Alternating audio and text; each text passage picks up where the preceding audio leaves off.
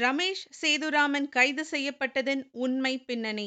ரமேஷ் சேதுராமன் 14 ஆண்டுகளாக நீதிமன்றத்தால் தேடப்படும் ஒரு குற்றவாளி.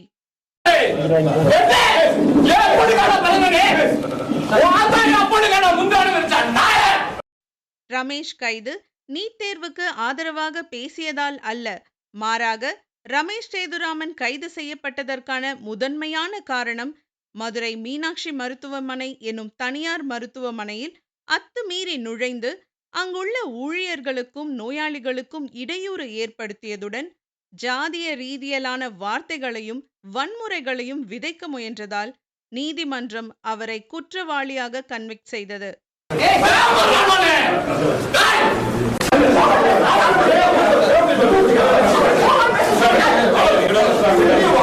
மேலும் அவரது பணக்கார பின்புலத்தினால் இந்த 14 ஆண்டுகள் கைதாகாமல் இருந்துள்ளார். 2012ஆம் ஆண்டு முதல் நிலுவையில் இருந்த பிடியாணையை warrant high court police special team மூலம் நிறைவேற்றியதே இதன் முதல் காரணம். இதுவே அவரது கைதின் நிதர்சனமான பின்னணி. 14 ஆண்டுகளாக நிலுவையில் இருந்த நீதிமன்ற ஆணையை நிறைவேற்றிய நேர்மையான காவல்துறைக்கும் அதற்கு பொறுப்பேற்றிருக்கும் நேர்மையான புதிய தமிழக அரசின் செயல்பாடுகளே காரணம் என்று பொதுமக்கள் கருதுகின்றனர்.